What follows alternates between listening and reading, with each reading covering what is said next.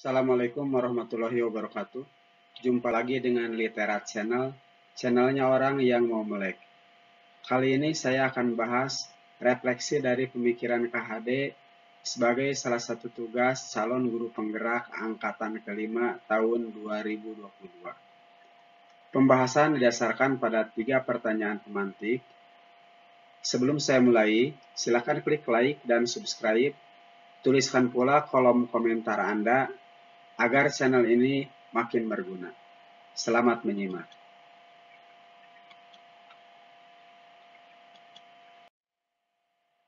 Pertanyaan pertama, apa yang Anda percaya tentang murid dan pembelajaran di kelas sebelum mempelajari modul 1.1?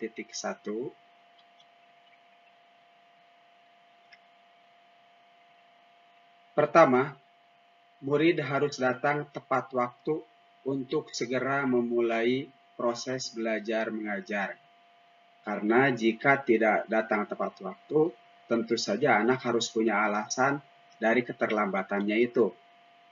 Yang kedua, saya telah menyiapkan perangkat pembelajaran dari mulai RPP, alat peraga, bahkan sampai rencana langkah-langkah dan kata-kata kunci apa saja yang harus saya sampaikan kepada murid telah saya persiapkan. Begitu pula dengan perangkat evaluasi untuk mengukur sejauh mana anak-anak memahami materi yang saya sampaikan kepada mereka itu. Selanjutnya, saya mengharapkan proses belajar mengajar yang tertib, murid duduk dengan rapi, diam, dengan pandangan yang terpusat kepada gurunya, sehingga murid lebih mudah memahami materi yang saya sampaikan.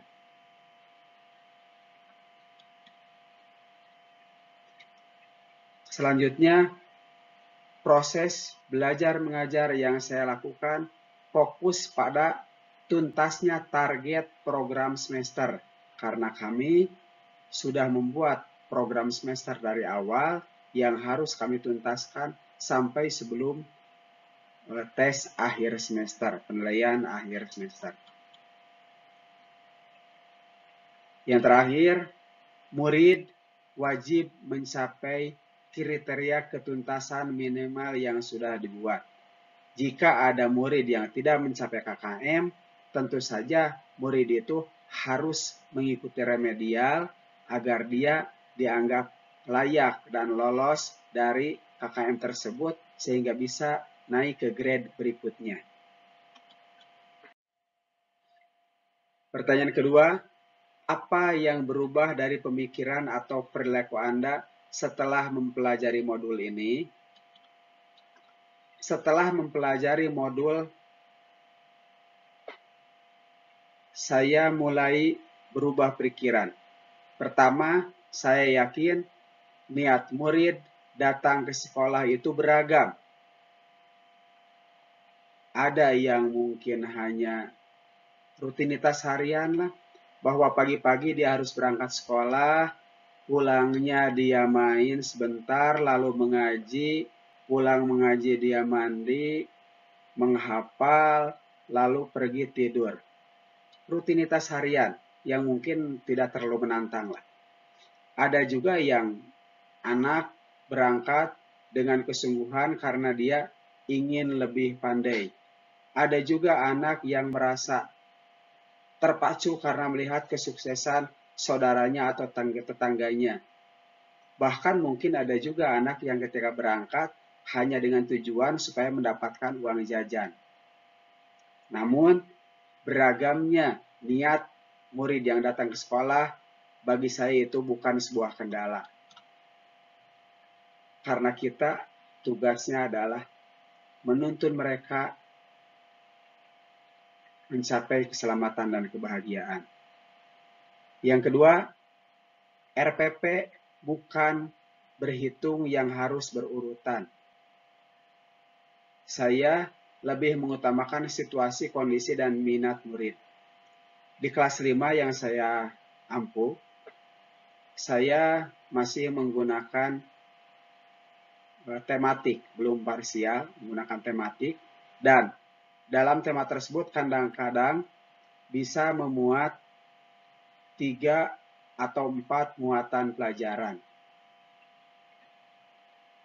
Saya lihat situasinya, kalau anak terlihat sedikit boring, kurang begitu bersemangat, maka saya lihat apakah di muatan pelajaran SBDP ada menyanyi, atau ada pola tari, atau misalnya menggambar, maka itu saya gunakan, saya sampaikan dulu, supaya bisa menjadi apresepsi, bisa mengumpulkan konsentrasi mereka dari yang tadinya belum terfokus sehingga lebih fokus.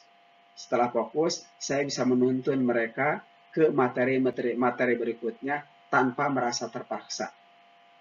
Itu yang saya lakukan, tidak lagi berurutan dari pelajaran A ke pelajaran B atau ke pelajaran C, tidak.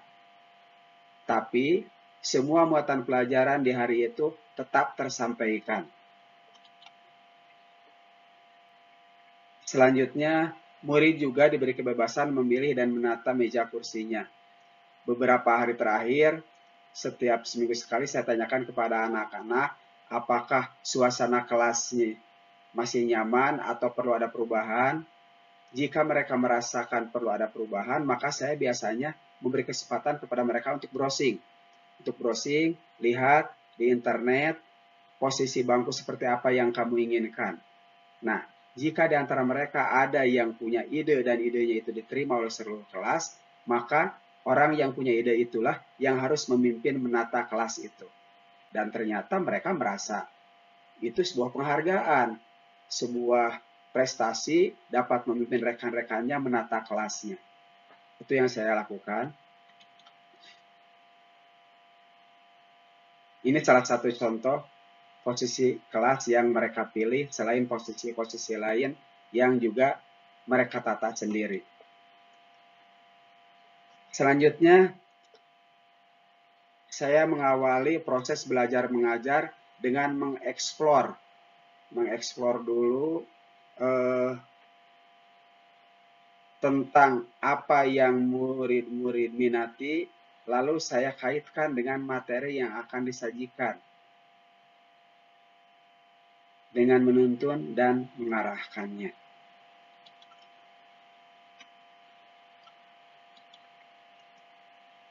Terakhir, saya membangun komitmen bahwa belajar itu sepanjang hayat dan bisa berasal dari berbagai sumber, bisa dari pengalaman, bisa dari buku, bisa dari sesama manusia, bisa dari apapun.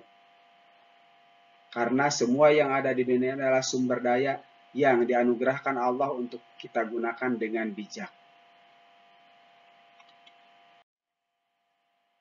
Pertanyaan pemantik ketiga adalah, apa yang dapat segera Anda terapkan lebih baik agar kelas Anda mencerminkan pemikiran KHD?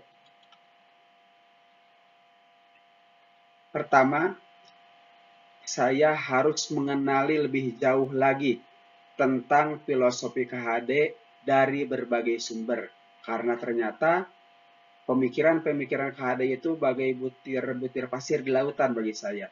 Lebih menambah indahnya pantai Nusantara, lebih menambah daya tarik, tapi setiap saya ambil, maka lebih banyak lagi butiran-butiran pasir yang belum saya bisa ambil. Yang kedua, saya memilih berbagai metode dan teknik mengajar yang cocok dengan kodrat alam dan kodrat zamannya murid saya. Dalam arti tentu saja saya harus memperhatikan kultur sosial anak, di mana anak tinggal, dan dalam keadaan seperti apa situasi dan kondisi anak saat itu. Itu harus saya jadikan modal dan saya cari teknik atau metodenya yang terbaik untuk menuntun anak ke arah yang lebih baik tanpa harus merasa terpaksa. Yang ketiga, berusaha menjadi contoh, bukan hanya memberi contoh, membangkitkan motivasi, bukan hanya memberi motivasi.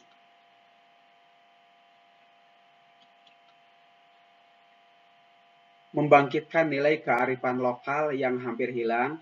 Salah satu yang sudah saya tempuh saat ini adalah anak mulai dibiasakan, termasuk diberi contoh oleh saya karena saya harus menjadi ingarso sung tulodo juga, selain membangun kehendak dengan ingmadia mangun karso dan mendorong dari belakang alias tuturi handayani.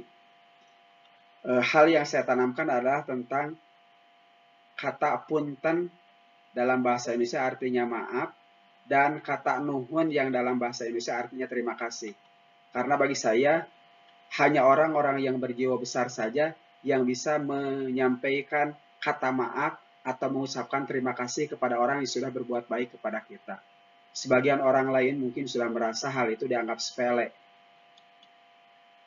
Lanjut, hal terakhir yang akan saya lakukan segera adalah berkoordinasi dengan warga sekolah, dalam hal ini dengan guru-guru dan kepala sekolah, dengan penjaga sekolah, dengan murid-murid, termasuk dengan orang tua murid, ihwal beberapa hal mendasar yang saya rencanakan atau hal-hal yang mulai saya lakukan agar mereka tidak merasa shock atau tidak merasa aneh dengan apa yang saya lakukan di sekolah dengan murid-murid saya.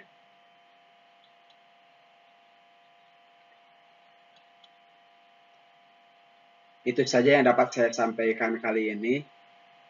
Jangan lupa subscribe agar kita bisa tetap bersama di video-video selanjutnya. Tetap semangat belajar sepanjang hayat.